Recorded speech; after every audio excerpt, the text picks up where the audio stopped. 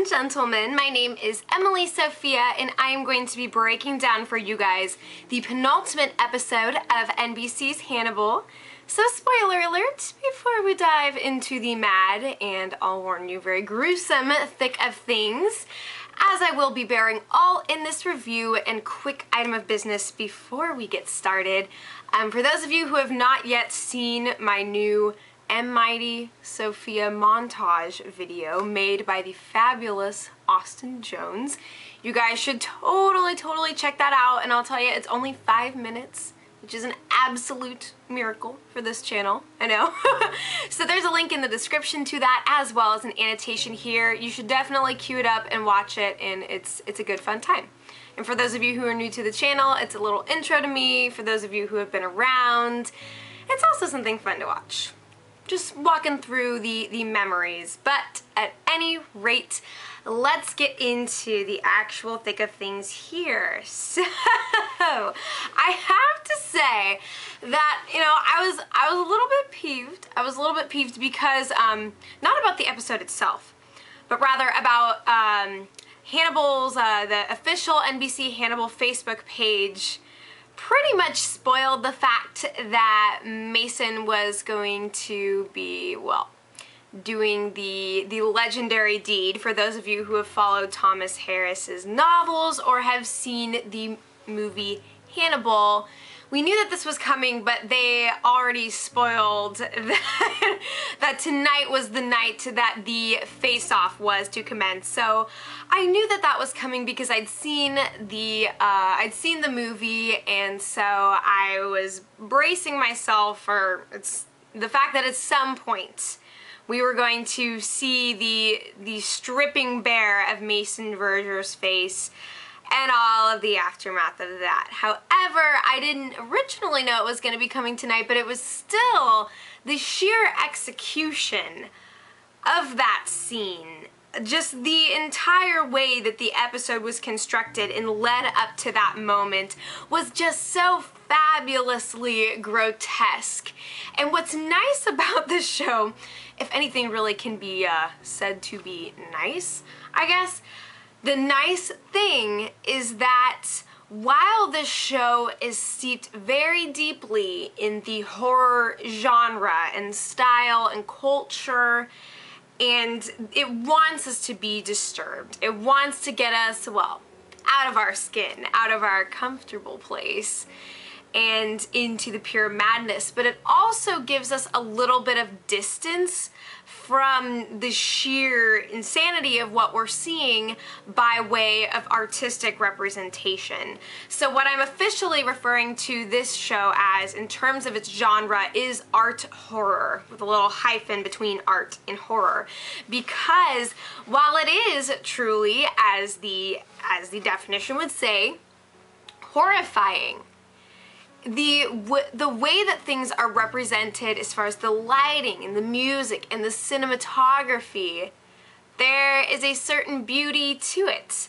And I mean, that is pretty much representative of the mind frame of Hannibal when you think about it. The sheer way that this show is presented to us kind of shows, you know, the way that Hannibal sees all of this, the way that he sees his mission on Earth as his his lordship over all.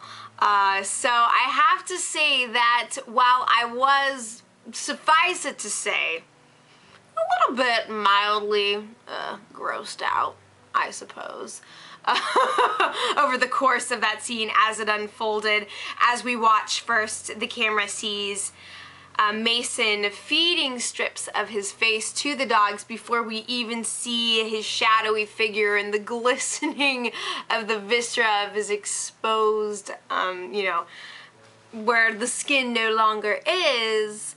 While we see all of that, there's also enough estrangement from it to give us room to enjoy the humor of what was transpiring. You know, he's still all hopped up on Hannibal's special mix of hallucinogens and other fun things.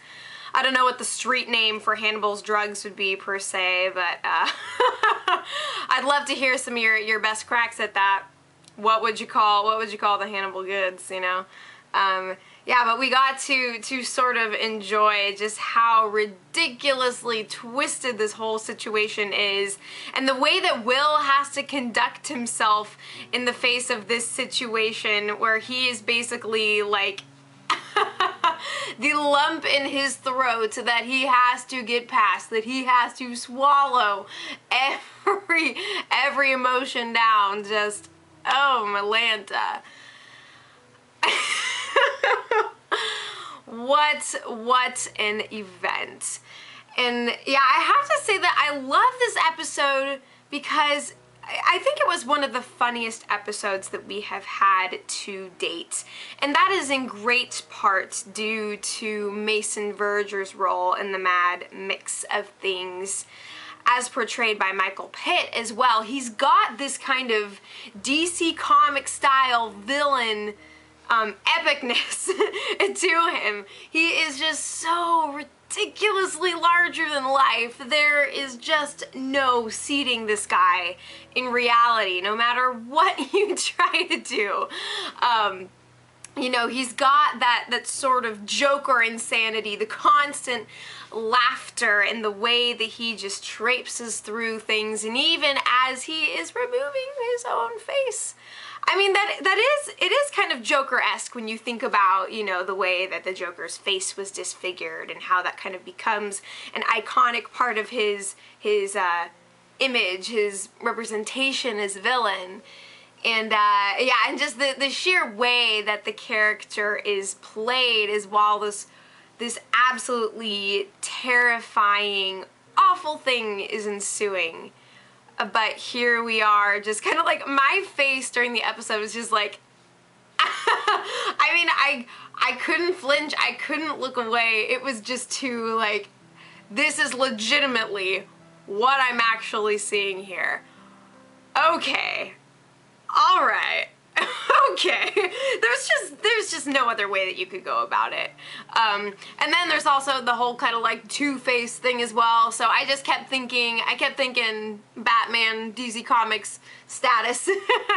But, and just the way that, of course, Mason goes about his therapy sessions with Hannibal, and the way that he tries to enact his revenge upon Hannibal for interfering in his intimate family affairs. And then that ultimately leading to him so willingly dismantling his own face, and with such an absolute giddiness. Just, where else are you gonna get this brand of crazy? I don't know, man. I don't know. This is just the place to be right now.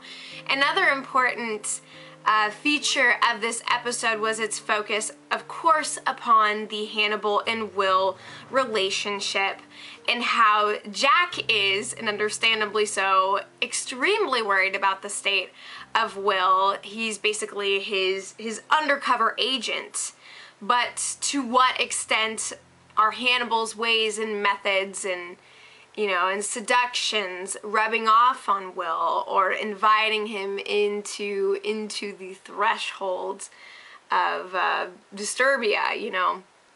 And so, and I think it was interesting that in this episode, Jack kind of reiterated the fishing metaphor that had appeared way long ago in the season, when they were first, you know, Jack and Will were kind of like, yeah, you know, I gotta find a way to make them bite. And he's like, you hook them and I'll take them in, you know. And so we didn't know if Jack actually knew at that point what exactly Will was gonna be getting his hands dirty in. But I think that based on what we saw in this episode, we are led to believe that he knew.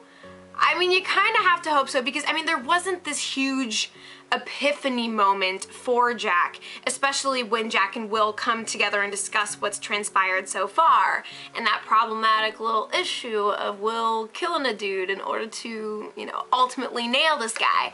And so it seems as if they have been in cahoots this entire time. It's just that Jack is really letting Will take free rein as far as what he has to do to get Hannibal into that vulnerable place that he's always managed to not be in. So that was, you know, that kind of provided some clarification, I think, their discussions and interactions. So now we know how the end game is set up, and we're pretty much prepared for, you know, letting the dogs loose. And next week is going to be the I believe the final reckoning, but I'm honestly not sure who's gonna be coming out of that alive or unscathed. I dare say that everyone shall be scathed in some way, but you know, how many flesh wounds are we gonna see unfolding in the picture? I truly don't know.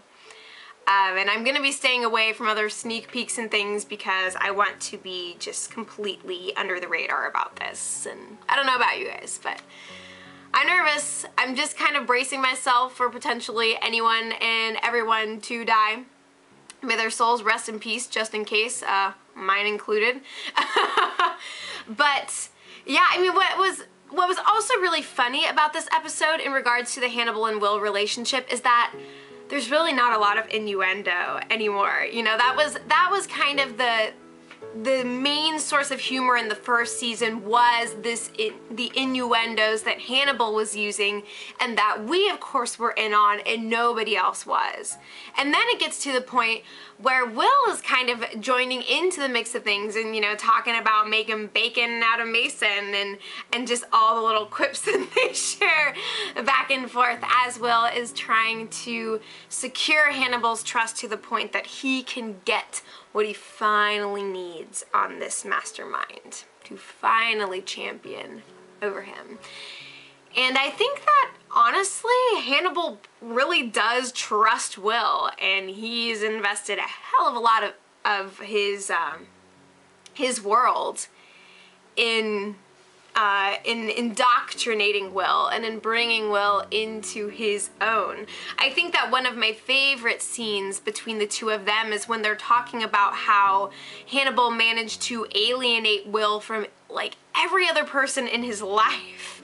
And Hannibal to that, you know, as Will's like, okay, you broke me from this person, this person, this person, all these ties have been severed. What's the deal exactly? Am I supposed to feel endeared to you through this process? Am I supposed to be like, wow, this guy must really love me? And well, to that, Hannibal says, I just want what's best for you, or something along those lines. And I had to think of like Bates Motel in that moment. You know, I just imagined the scene between, say, Norman and Norma where, because this has happened between them, where Norma tries to alienate Norman from other people in his life, and it's all in the name of doing what is best for him. And, you know, so it's that kind of situation. It's like, what's best for you, my darling William, is having yours, and yours truly, yours only, in the absolute throne of your heart. That's what's best for you, I think. But just it's so fascinating to see Will in this place of what seems to be authority after all the abuse and the manipulation. He is in a place where he is so expertly playing Hannibal's game. But like they discussed in this episode, there is this sense of codependency. There is the sense that maybe Hannibal does know Will better than he knows himself. And as the fabulous, the prodigal Bedelia said when in her testimony, it's that oh my gosh, I'm trying to think of what the quote was that I was actually gonna say. Oh yeah, what she was saying to Jack was that Hannibal continues to be ahead of the game, and that is just his nature. That is his way. That any perception that anyone has where we, you know, he knows, and he's got a sense of it. And again, it just makes you wonder how much he knows about what Will is actually up to. Because Hannibal knows that he is suspect in the eyes of Jack. But the central figure in all of this, his Will, does he know? Does he even have a sense of it? And I dare say that I'm terrified to see what's going to transpire when he reveals what he knows or does not know. And it's just such a crazy relationship. And we see even in the preview for next week, which I did catch at the end of this episode, where Will is speaking with both Jack and Hannibal about, you know, when the moment comes, ... here's how you're going to handle this. And split right down the middle, we see half of Hannibal and half of Jack. So Will is trying to play this middleman, and he's trying to be Jack's guy and Hannibal's guy, but really, who's got more of a sway in this game of tug of war? So that brings me to talking about Bedelia, who I was so excited to see her return, and I knew that she couldn't stay away, no matter how much she even wanted to. Because of course Jack is worried sick about what's going on with Will. So he brings in somebody else who has some first-hand experience with exactly what Hannibal is capable of.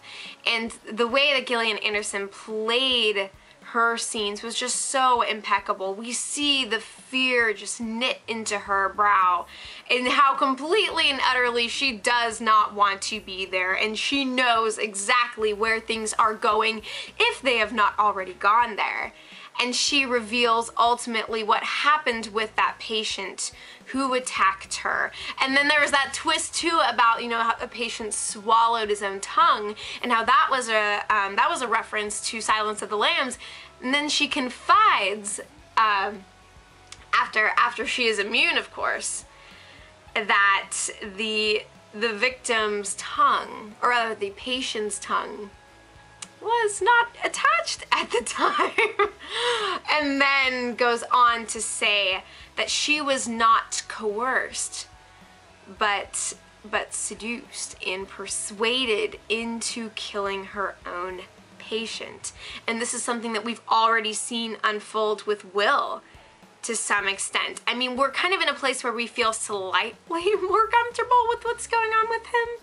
You know, where we feel like we can trust Will enough and support him, especially since, you know, he didn't kill Freddie Lounds. He wasn't eating his own prey with Hannibal. That we kind of got to walk back a little bit from this place of, wow, Will is too far gone, to seeing that, okay, he recognizes this. But both Will and Bedelia are in this fascinating and horrifying place where they have both given counsel to Hannibal and have themselves been counseled into corners where they have to fight their way out. And it's not so much fighting their way out, killing someone and being done, as it is, you know, entering behind the veil of who Hannibal truly is and the world that he's constructed and the world that he wants to share with everyone else, because he's just so loving. What a guy, what a guy. And so ultimately Will's whole scheme to try to get Hannibal to kill Mason was really fascinating to watch unfold as well. When he cuts Hannibal free at the last minute from being, you know, dipped down into the piggy pen, there's the great escape, and then we kind of come around as the audience. We get to see Mason being drugged and that whole experience, and then we have just enough distance from what actually begins to unfold, and then of course we see Mason in Will's house staining the innocence of his poor dogs. Something that the showmakers love to do is make us think that something terrible has happened to Will's animals, and that is just rude. of all the things, of all the dead bodies and all the atrocities that we watch unfold, you mess with the dogs, or you make us think that the dogs are being messed with, and it's not gonna fly. So of course they're all intact, but like I said, and ultimately Hannibal, Hannibal and Will are in this weird place when it comes to Mason, where it's like, no, you kill him. No, you kill him. No, it's yours. You got this, man. Okay, I'll be right there with you. And so ultimately Will, of course, is trying to get this back on the dear old doctor, so he's got enough to go on. But then, of course, Hannibal instead, when Will passes off the baton and says, you know, it's your patient, do as you shall, and Hannibal says, okay, and breaks the guy's neck. So now he is faceless and paralyzed, and will likely for the next few years be stewing over exactly how he's going to get his revenge. So I do anticipate that we are going to see Mason again. And of course Margot gets the chance to come out on top. I love that outfit that she was sporting in that last scene where she comes into his bedroom and is like, hey, I'm here to take care of you just as you taking care of me. So what exactly that means, I don't know if we're necessarily supposed to know. But ultimately Margot gets her revenge and gets her slice of the pie in this situation. And so of course how things are going to play out next week remains yet to be seen. It seems that Alana is going to show up on the scene where Jack and Hannibal are duking it out. I don't know where Will is going to be in this position. Honestly, I don't know. Like, if he is going to make it out alive. I don't have confidence in that fact right now, and it's scary because we have gotten so used to seeing this relationship play out between them. But of course, it's going to be broken beyond repair if it is in fact that Will is going to be surviving this. So, I don't know, man. Anxieties are high, but I loved this episode. I loved the way that it all played out, and that things ended, of course, in Hannibal's intimate little study where Will paces around him and tempts him into exposing himself, Hannibal, as the Chesapeake Ripper to Jack. At long last, that he's just been such a naughty little tease, and it is time for the full show. Okay, so that's what we're going to be in for next week. I would love to hear any of your other thoughts and reactions throughout the episode.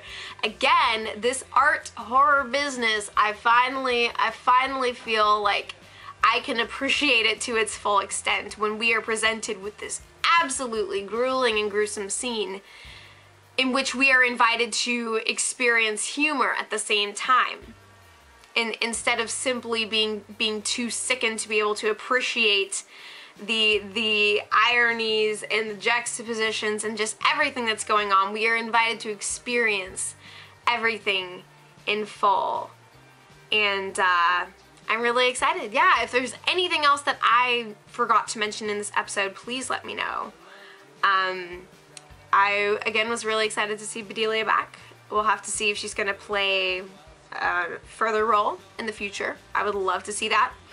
I would love to see Dr. Chilton come back onto the scene because, again, since we didn't technically necessarily see him die on camera, being that the bullet was just shy of the brain parts, well, I got a feeling he could come back and do some good business. So we'll see, man. We'll see. Thank you so much for watching this review. You guys are stunning and fabulous. And I will be back before you know it.